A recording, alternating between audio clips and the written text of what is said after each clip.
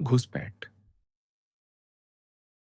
जिस वार्तालाप का अभी वर्णन किया गया, उसके अगले ही दिन मोंते क्रिस्तो काउंट वास्तव में अली, कुछ सेवकों और कुछ घोड़ों के साथ ओतुई के लिए प्रस्थान कर गए, जिन्हें वह आजमाना चाहते थे। उनके प्रस्थान का मुख्य कारण, जिसका विचार उन्होंने पिछले दिन तक नहीं किया था और जिसके विषय में आंद्रेया उतना ही अनभिज्ञ था जितने वे स्वयं, बर्तुच्चियों का आगमन था, जो नॉर्मांडी से घर और नाव के समाचार लेकर लौटा था। घर तैयार था और कॉर्वेट, जो एक सप्ताह पूर्व पहुंची थी, और एक छोटी खाड़ी में लंगर डाली थी, जहां आवश्यक औपचारिकताएं पूर्ण करने के बाद वह अपने 6 सदस्यीय दल सहित ठहरी हुई थी, पूर्णतः समुद्र यात्रा के लिए सज्जित थी। काउंट ने बर्तुच्चियों के प्रयासों की प्रशंसा की और उसे शीघ्र प्रस्थान के लिए तैयार रहने को कहा, क्योंकि उनका फ्रांस में 1 माह से अधिक ठहरने का विचार न था। अब उन्होंने कहा, मुझे एक ही रात में पेरिस से त्रेपोर जाना पड़ सकता है। मार्ग में अंतराल पर 8 घोड़ा परिवर्तन चाहिए, ताकि 10 घंटों में 50 लीग पार कर सकूं। आपकी यह इच्छा पहले ही व्यक्त हो चुकी है, बर्तुच्चियों ने उत्तर दिया, और घोड़े तैयार हैं। मैंने उन्हें खरीदा और सबसे उपयुक्त बिंदुओं पर रखा, ऐसे गांवों में जहां सामान्यतः कोई नहीं रुकता। अति उत्तम, मोंते क्रिस्तो ने कहा। मैं यहाँ 1-2 दिन ठहरूंगा। तुम आवश्यक व्यवस्था कर लो। जैसे ही बर्तुच्चियो बाहर जाने को हुआ, बैप्तिस्ता ने द्वार खोला। वह सुनहरे कांस्य की तश्तरी पर एक पत्र ली था। तुम यहाँ क्या कर रहे हो? काउंट ने पूछा, उसे धूल से ढका देखकर। मुझे याद नहीं कि मैंने तुम्हें बुलाया हो। बिना उत्तर दिए बैप्तिस्ता आगे बढ़ा और पत्र दे दिया। अत्यावश्यक, तत्काल, उसने कहा। काउंट ने पत्र खोला और पढ़ा। मोंते क्रिस्तो को चेतावनी दी जाती है कि आज रात्रि एक व्यक्ति शॉन्ज-एलीजे स्थित उनके भवन में प्रवेश करेगा, उन कागजों को चुराने के उद्देश्य से, जिन्हें वह वस्त्र कक्ष की मेज में छिपा मानता है। मोंते क्रिस्तो इतना साहसी है कि पुलिस की सहायता न ले, जिसका हस्तक्षेप इस सूचना देने वाले को संकट में डाल सकता है।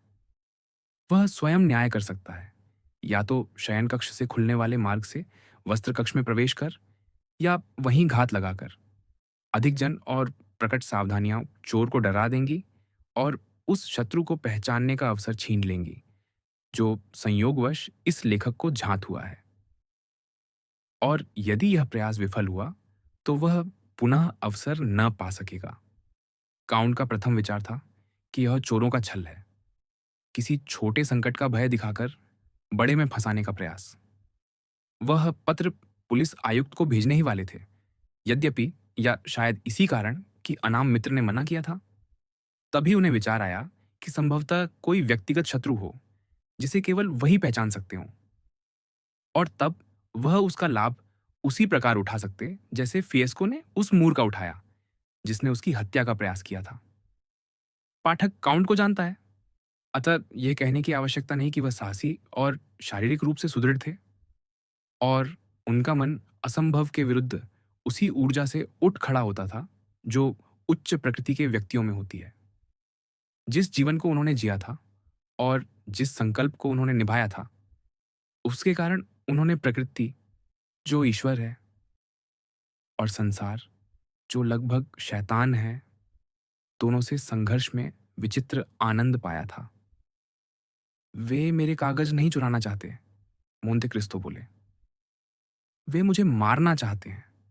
ये चोर नहीं, हत्यारे हैं। मैं पुलिस प्रमुख को अपने निजी कार्यों में नहीं पड़ने दूंगा। मैं इतना धनी हूं कि उसके पूरे विभाग का व्यय उठा सकूं। काउंट ने बैप्तिस्ता को पुनः बुलाया, जो पत्र देकर जा चुका था। पेरिस लौटो, उन्होंने कहा, और शेष सभी सेवकों को यहां ले आओ। मुझे सब ओतुई में चाहिए।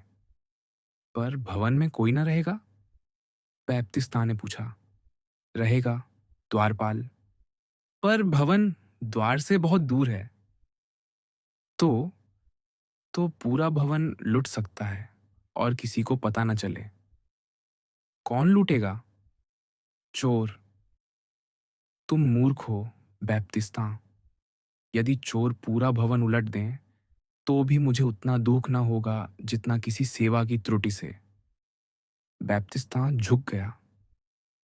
सुना तुमने? प्रथम से अंतिम सेवक तक सबको ले जाओ, सब कुछ यथास्थान छोड़ो, केवल भूतल की खिड़कियां बंद कर देना। और पहली मंजिल की? तुम जानते हो, वे कभी बंद नहीं होती। अब जाओ। काउंट ने आदेश दिया कि वह एकांत में भोजन करेंगे और केवल अली सेवा करेगा। उन्होंने सामान्य शांति और संयम से भोजन किया। भोजन के बाद अली को संकेत कर पार्श्व द्वार से निकले। बुआ दबुलोन की ओर ऐसे गए मानो सैर को हों, फिर चुपचाप पेरिस का मार्ग लिया और रात्रि होने तक शॉन्ज एलिजे स्थित अपने भवन के सम्मुख खड़े थे। सब अंधकारमय था, सिवाय उस मंद प्रकाश के जो द्वारपाल गृह में जल रहा था, जैसा बैप्तिस्ता ने कहा था, जो भवन से लगभग 40 गज दूर था।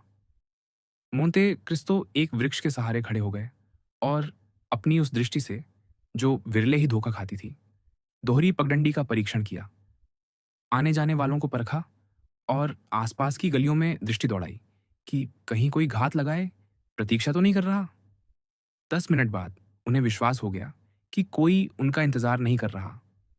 वे तुरंत अल्ली के साथ पार्श्व द्वार तक दौड़े, भीतर प्रवेश किया और पिछली सीढ़ियों की चाबी से बिना कोई पर्दा हटाए या हिलाए अपने शयन कक्ष तक पहुंच गए।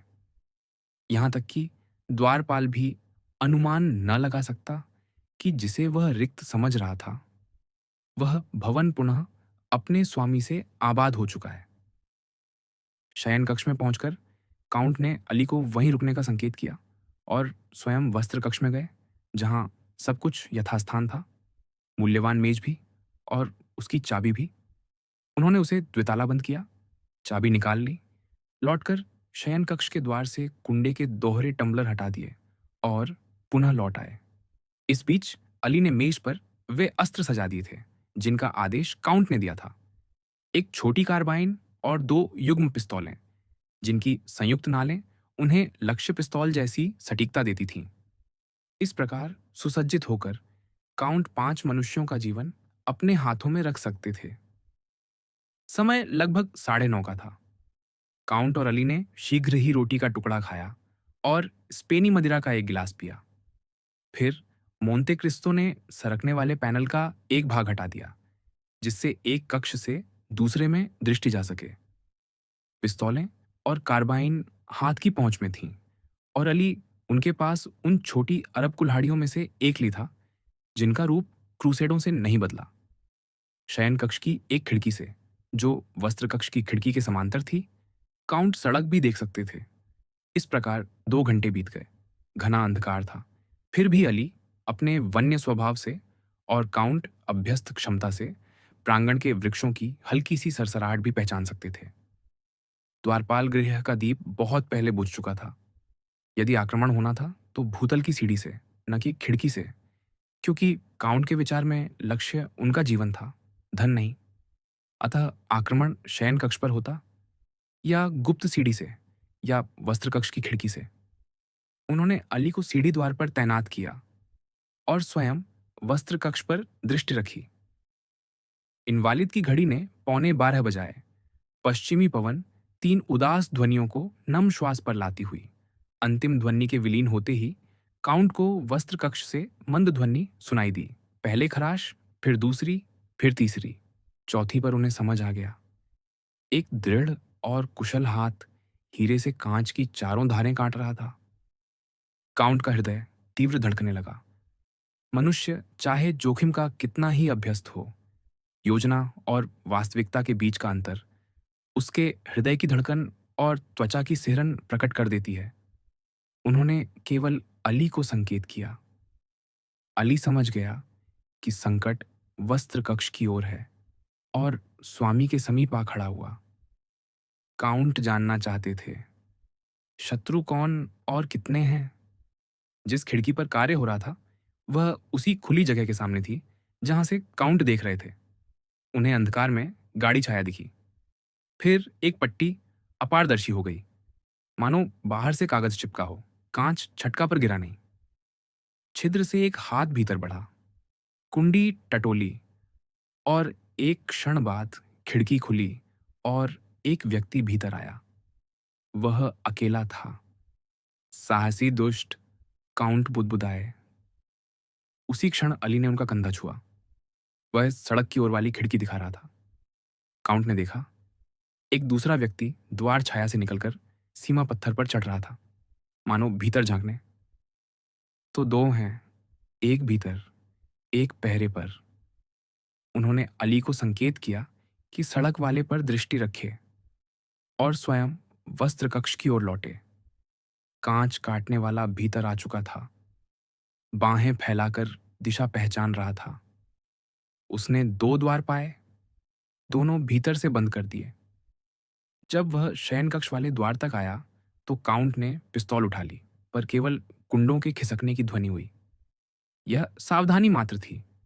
अतिथि स्वयं को सुरक्षित समझ सकता था, क्योंकि काउंट ने टम्बलर पहले ही हटा दिए थे।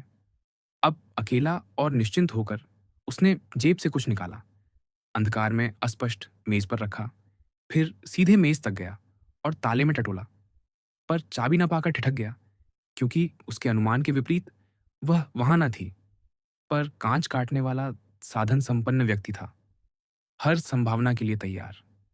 शीघ्र ही काउंट ने लोहे से लोहे के टकराने की ध्वनि सुनी, ताले खोलने वालों की उन बेढंगी चाबियों के गुच्छे की खनक, जिन्हें चोर कंकाल चाबी कहते हैं, और फ्रांसीसी चोर रोसिन्योल, शायद इसलिए कि ताले पर रगड़ते समय उनकी रात्रिकालीन ध्वनि उन्हें मधुर लगती है। अच्छा, मोंते क्रिस्तो मंद मुस्कान से बुदबुदाए, तो केवल चोर है। पर अंधकार में वह सही चाबी न खोज सका।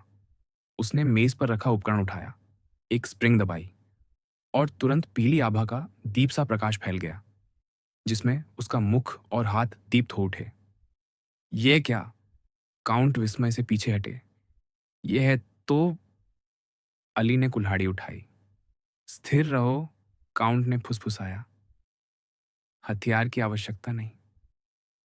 उन्होंने और भी मंद स्वर में कुछ कहा, क्योंकि उनका विस्मय स्वर उस व्यक्ति को चौंका चुका था, जो अब भी चाकू घिसाई वाले की मुद्रा में था। अली ने तुरंत आदेश का पालन किया, अलकोव से एक काला चोगा और त्रिकोण टोपी उतार लाया। इस बीच मोंते क्रिस्तो ने तीव्रता से अपना कोट, कमीज और वास्कट उतार दिए। पैनल की छिड़ी से झरते प्रकाश में देखा जा सकता था कि उनके वक्ष पर महीन, लचीली जालीदार बख्तर थी, ऐसी जिसे फ्रांस में अब कोई नहीं पहनता। शायद अंतिम व्यक्ति लुई 16वें थे, जो छाती में खंजर से भयभीत थे, पर अंततः कुल्हाड़ी से मरे। यह जाली शीघ्र ही एक लंबी सुताना के नीचे ओझल हो गई, जैसे उनके केश एक मुंडित विग के नीचे। त्रिकोण टोपी ने उन्हें पूर्णतः एक अब्बे का रूप दे दिया। इस बीच चोर ने कुछ न सुना। वह पुनः मेज पर लौट आया और रोसिन्योल से ताला खोलने लगा। अच्छा, काउंट बुदबुदाए, मानो ताले का कोई रहस्य जानते हो। तुम्हें कुछ समय लगेगा। और वे खिड़की तक गए। जो व्यक्ति सीमा पत्थर पर चढ़ा था, उतरकर अब भी टहल रहा था, पर विचित्र यह कि वह आने जाने वालों पर नहीं, केवल भवन पर दृष्टि रखे था, मानो भीतर की गतिविधि देखना चाहता हो। अचानक काउंट ने ललाट पर हाथ मारा। मौन हास्य उनके अधरों पर तैर गया। वे अली के पास आए और फुसफुसाए, अंधकार में छिपे रहो, कोई ध्वनि सुनो या कुछ हो, जब तक मैं नाम लेकर न पुकारूं, प्रकट मत होना। अली ने सिर हिलाया। काउंट ने एक जली मोमबत्ती उठाई और उसी क्षण जब चोर ताले में तल्लीन था, द्वार चुपचाप खोला, प्रकाश अपने मुख पर पड़ने दिया। चोर ने ध्वनि न सुनी, पर अचानक प्रकाश देखकर घूम गया। शुभ संध्या प्रिय कादरूस, काउंट बोले। इस समय यहां क्या कर रहे हो? अब्बे बुसोनी! कादरूस चीखा। द्वार बंद करने के बाद यह रूप कैसे पहुंचा, समझ न सका। चाबियों का गुच्छा गिर पड़ा। वह स्तब्ध खड़ा रह गया। काउंट खिड़की और उसके बीच आ खड़े हुए। अब्बे बुसोनी! वह पुनः बोला। हाँ, स्वयं। काउंट शांत स्वर में बोले। और अच्छा है कि तुमने पहचाना। स्मृति उत्तम है, यदि मैं भूल नहीं करता। लगभग 10 वर्ष हुए। यह शांति, यह व्यंग्य, यह सामर्थ्य कादरूस को आतंक से भर गया। अब्बे, अब्बे, वह बुदबुदाया। तो क्या हम मोंते क्रिस्तो काउंट को लूटने आए हैं? अब्बे रूपधारी ने पूछा। मैं नहीं, विश्वास कीजिए। कादरूस खिड़की की ओर बढ़ना चाहता था, पर काउंट अडिग थे। टूटा कांच, अंधदीप, कंकाल चाबियां, आधा टूटा ताला, सब स्पष्ट है। कादरूस अपनी टाई कसने लगा, मानो छिपने का स्थान खोज रहा हो। आओ, काउंट बोले। तुम बदले नहीं, मेरे प्रिय हत्यारे। अब्बे, आप सब जानते हैं, मैं नहीं। ला कारकून थी। मुकदमे में सिद्ध हुआ, मुझे तो गैलियों की सजा मिली। तो दंड भोग कर लौटे हो या पुनः जाना चाहते हो? नहीं, किसी ने मुक्त किया। जिसने भी किया, समाज पर उपकार किया। मैंने प्रतिज्ञा की थी। तो प्रतिज्ञा भंग कर रहे हो? मोंते क्रिस्तो ने बीच में टोका। अफसोस। हाँ, कादरूस ने गहरे असमंजस में कहा। दुर्भाग्यपूर्ण चूक, जो यदि मैं भूल नहीं करता, तुम्हें दंड मंच तक ले जाएगी। अफसोस, अफसोस, डियावोलो, जैसा मेरे देश के सांसारिक लोग कहते हैं। पिता, मैं प्रलोभन में पड़ गया। सब अपराधी यही कहते हैं। और आवश्यकता। मुझे वह मत सुनाओ, बुसोनी ने तिरस्कार से कहा। आवश्यकता किसी मनुष्य को भीख मांगने या किसी बेकर के द्वार से रोटी चुराने को विवश कर सकती है, पर किसी निर्जन समझे गए भवन में घुसकर किसी मेज का ताला तोड़ने को नहीं। जब जौहरी जोआनेस ने उस हीरे के बदले तुम्हें 45,000 फ्रां दिए थे, जो मैंने तुम्हें दिया था, और तुमने हीरा और धन दोनों पाने के लिए उसकी हत्या कर दी, क्या वह भी आवश्यकता थी? क्षमा कीजिए। अब्बे, कादरूस ने कहा, आपने मुझे एक बार बचाया था, दूसरी बार भी बचाइए। मुझे ऐसा करने की इच्छा नहीं। क्या आप अकेले हैं पिता? कादरूस ने हाथ जोड़ते हुए पूछा। या पुलिस को बुला रखा है मुझे पकड़ने के लिए? मैं पूर्णतः अकेला हूं, अब्बे ने कहा, और अब भी तुम्हारे लिए दया अनुभव करता हूं। यदि तुम मुझे संपूर्ण सत्य बता दो, तो मैं तुम्हें जाने दूंगा, भले ही मेरी यह दुर्बलता कोई नया दुर्भाग्य ला दे। ओ अब्बे, कादरूस चिल्लाया, हाथ जोड़कर काउंट की ओर बढ़ते हुए। मैं कह सकता हूं, आप मेरे उद्धारकर्ता हैं। तुम कहते हो तुम्हें कठोर श्रम से मुक्त किया गया? हाँ, मैं अपने सम्मान की शपथ लेता हूं। किसने किया? एक अंग्रेज ने। नाम? Lord Wilmore. मैं उसे जानता हूं। यदि तुम झूठ बोल रहे हो, तो जान लूंगा। अब्बे, मैं पूर्ण सत्य कह रहा हूं। तो उस अंग्रेज ने तुम्हारी रक्षा की? मेरी नहीं, एक युवा कोर्सिकन की, जो मेरा सहकैदी था। उस कोर्सिकन का नाम? बेनेदेतो। यह तो केवल ईसाई नाम है। उसका और कोई न था। वह परित्यक्त शिशु था। तो वह युवक तुम्हारे साथ भाग निकला? हाँ। कैसे? हम सेंट मांद्रिय में काम करते थे, तुलों के पास। आप जानते हैं सेंट मांद्रिय? जानता हूं। तो जब अन्य लोग 12 से 1 के बीच विश्राम कर रहे थे, कैदी भी विश्राम लेते हैं, बेचारे, अब्बे बोले। धत, कादरूस बोला। कोई निरंतर काम नहीं कर सकता, हम कुत्ते नहीं। कुत्तों का सौभाग्य, मोंते क्रिस्तो बोले। तो जब वे विश्राम कर रहे थे, हम अलग हुए। अंग्रेज द्वारा भेजी गई रेती से बेड़ियाओं काटी और तैरकर भाग निकले। उस बेनेदेतो का क्या हुआ? मुझे नहीं पता, तुम्हें अवश्य पता होगा। सच कहता हूं, नहीं, हम ईयर में अलग हो गए।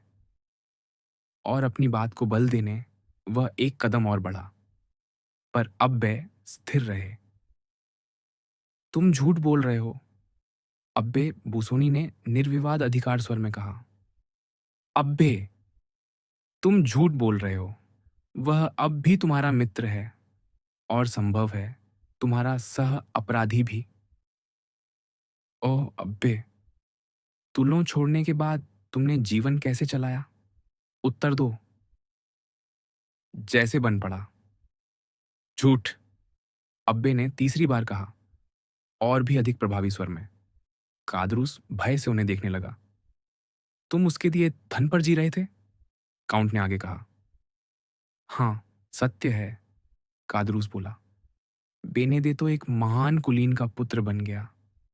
वह कैसे? अवैध पुत्र। उस कुलीन का नाम मोंते क्रिस्तो, काउंट। यही जिसके घर में हम हैं।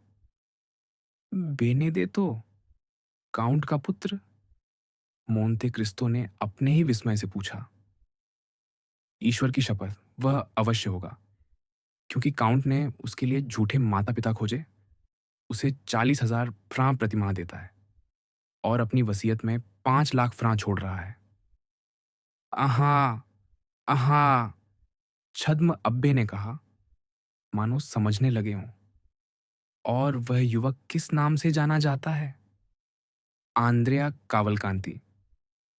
तो वही युवक जिसे मेरा मित्र मोंते क्रिस्तो अपने घर बुलाता है और जिसका विवाह डांगलार की पुत्री से होने वाला है।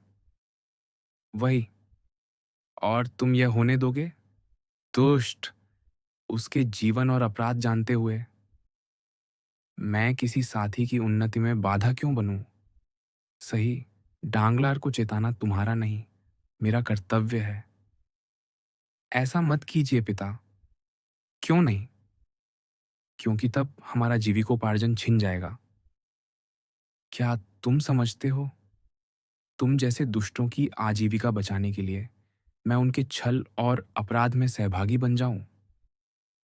अब्बे, कादरूस और निकट आया। मैं सब बताऊंगा। किससे? डांगलार से। शैतान और उसकी सारी शक्तियों की कसम, कादरूस चिल्लाया। कोट के भीतर से खुला चाकू निकालकर काउंट के वक्ष पर प्रहार करते हुए। आप कुछ नहीं कहेंगे अब्बे? अपने महान विस्मय से उसने देखा। छुरा धंसने के स्थान पर टकराकर कुंद हो गया। उसी क्षण काउंट ने बाइयों हाथ से हत्यारे की कलाई पकड़ ली, ऐसी शक्ति से मरोड़ा कि चाकू सुन्न उंगलियों से गिर पड़ा और कादरूस पीड़ा से चीख उठा। पर काउंट यहीं नहीं रुके। उन्होंने कलाई तब तक मरोड़ी जब तक वह भूमि पर, पहले घुटनों के बल, फिर मुंह के बल गिर न पड़ा। भुजा अव्यवस्थित हो गई। काउंट ने उसका सिर पैरों तले दबाया और कहा, मुझे नहीं मालूम कौन सी शक्ति मुझे तुम्हारा सिर कुचलने से रोक रही है। दुष्ट। तया, तया, कादरूस चिल्लाया। काउंट ने अपना पैर हटा लिया। उठो, उन्होंने कहा। कादरूस उठ खड़ा हुआ। थत, कैसी पकड़ है आपकी, पिता? उसने कहा, उस भुजा को मलते हुए जिसे उस स्नायुमय पकड़ ने नीला कर दिया था। ईश्वर की कसम, कैसी पकड़! चुप रहो। ईश्वर ने मुझे तुम्हारे जैसे जंगली पशु को वश में करने की शक्ति दी है। मैं उसी के नाम पर कार्य करता हूं। स्मरण रखो, इस क्षण तुम्हें छोड़ देना भी उसी की इच्छा के अनुसार है। दुष्ट। आह, कादरूस अभी भी पीड़ा में था। ये कलम और कागज लो और जो मैं कहूं लिखो। मैं लिख नहीं सकता अब्बे। झूठ बोल रहे हो। कलम उठाओ और लिखो। कादरूस उस उच्चतर शक्ति से अभिभूत होकर बैठ गया और लिखने लगा। महोदय, वह व्यक्ति जिसे आप अपने घर में स्थान दे रहे हैं और जिसे अपनी पुत्री का हाथ देने का विचार रखते हैं, एक पूर्व दंडित कैदी है जो मेरे साथ तुल्लों के कारागार से भाग निकला था। उसका संख्या चिन्ह 59 था और मेरा 58। उसका नाम बेनेदेतो था, पर वह स्वयं अपना वास्तविक नाम नहीं जानता, क्योंकि उसने अपने माता-पिता को कभी नहीं जाना। हस्ताक्षर करो, काउंट ने आदेश दिया। पर क्या आप मुझे बर्बाद करना चाहते हैं? यदि मैं तुम्हें बर्बाद करना चाहता, मूर्ख, तो तुम्हें प्रथम प्रहरी अधिकारी के पास ले जाता, और संभव है, जब तक यह पत्र अपने गंतव्य तक पहुंचे, तुम्हें भय करने को कुछ न बचे। अतः हस्ताक्षर करो। कादरूस ने हस्ताक्षर कर दिए। पता लिखो, बैरन डांगलार, बैंकर, रूदला, शौसेदांता। कादरूस ने पता लिख दिया। अब्बे ने पत्र ले लिया। अच्छा, उन्होंने कहा, अब जाओ। किस ओर से? उसी मार्ग से जिससे आए थे। क्या आप चाहते हैं कि मैं इसी खिड़की से निकलूं? तुम इसी से आए थे। क्या आप मेरे विरुद्ध कुछ योजना बना रहे हैं, पिता? मूर्ख, मैं क्या योजना बनाऊंगा? तो द्वार क्यों नहीं खोलते? द्वारपाल को क्यों जगाऊं? अब्बे, कहिए कि आप मुझे मरते नहीं देखना चाहते। मैं वही चाहता हूं जो ईश्वर चाहता है। पर शपथ लीजिए, जब मैं उतर रहा हूं, आप मुझ पर प्रहार न करेंगे। तुम मूर्ख भी हो और कायर भी। आप मेरे साथ क्या करना चाहते हैं? मैं तुमसे पूछता हूं। मैंने तुम्हें सुखी मनुष्य बनाने का प्रयत्न किया और केवल एक हत्यारा बनाया। अब्बे, कादरूस बोला, एक अंतिम प्रयास कीजिए। अच्छा, काउंट बोले, तुम जानते हो मैं अपने वचन का पक्का हूं। हाँ, यदि तुम सुरक्षित अपने घर पहुंच गए, मुझे आपसे अतिरिक्त किससे भय? यदि तुम सुरक्षित पहुंच गए, तो पेरिस छोड़ देना, फ्रांस छोड़ देना, और जहां भी रहो, यदि ईमानदारी से जीवन बिताओ, मैं तुम्हें एक छोटा भत्ता दिलवाऊंगा, क्योंकि यदि तुम सुरक्षित पहुंच गए, तो कादरूस कांपते हुए बोला, तो मैं समझूंगा। ईश्वर ने तुम्हें क्षमा कर दिया और मैं भी कर दूंगा। जितना सत्य मैं ईसाई हूं, कादरूस बुदबुदाया, पीछे हटते हुए, आप मुझे मृत्यु सा भयभीत कर रहे हैं। जाओ। काउंट ने खिड़की की ओर संकेत किया। आश्वासन के बाद भी पूर्णतः निश्चिंत न होकर कादरूस खिड़की से बाहर निकला और सीढ़ी पर पैर रखा। वहां ठिठक गया, कांपता हुआ। अब उतर जाओ, अब्बे ने बाहें मोड़ते हुए कहा। कादरूस उतरने लगा। काउंट ने मोमबत्ती ऊंची कर दी ताकि शॉज एलिजे से यह दृश्य दिख सके कि एक मनुष्य प्रकाश में खिड़की से उतर रहा है। पर आप क्या कर रहे हैं, पिता? कादरूस बोला। यदि पहरा गुजर गया तो? और उसने फूंक मारकर दीप बुझा दिया। फिर उतरता गया, और जब तक उसने बागा की धरती पैरों तले न महसूस की, स्वयं को सुरक्षित न समझा। मोंते क्रिस्तो अपने कक्ष में लौटे और बाग से सड़क की ओर देखा। उन्होंने कादरूस को भूमि पर उतरकर बाग में घूमते, सीढ़ी दीवार के दूसरे छोर पर लगाते देखा ताकि अन्य स्थान से निकले। फिर सड़क की ओर दृष्टि डाली तो उस व्यक्ति को देखा जो प्रतीक्षा करता प्रतीत हुआ था, दीवार की दूसरी ओर दौड़ता, उस कोने पर जा खड़ा हुआ जहां से कादरूस उतरने वाला था। कादरूस धीरे धीरे चढ़ा, शीर्ष पर सिर उठाकर सड़क देखी। कोई न था, कोई ध्वनि नहीं। इनवालिद की घड़ी ने 1 बजाया। वह दीवार पर बैठा, सीढ़ी खींचकर पार रखी और दूसरी ओर उतरने लगा। न उतरना, फिसलना, जिस कौशल से स्पष्ट था कि वह अभ्यस्त था। पर आधे उतरते उसने छाया से किसी को निकलते देखा, पर तब तक देर हो चुकी थी। एक भुजा उठी और भूमि छूते ही पीठ पर ऐसा वार हुआ कि वह चिल्लाया, बचाओ!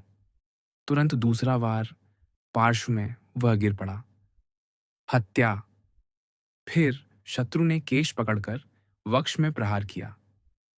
अब वह चीख न सका, केवल कराहा, और 3 घावों से रक्त बह निकला। हत्यारा उसे मृत समझ सिर छोड़कर भाग गया। पदचाप दूर हुई तो कादरूस कोहनी के बल उठा, अंतिम प्रयास से पुकारा, हत्या, मैं मर रहा हूं, बचाइए, अब्बे। यह करुण पुकार अंधकार चीर गई। गुप्त सीढ़ी का द्वार खुला, फिर बागा का छोटा द्वार, और अली अपने स्वामी के साथ दीप लिए दौड़ते हुए बाहर आए।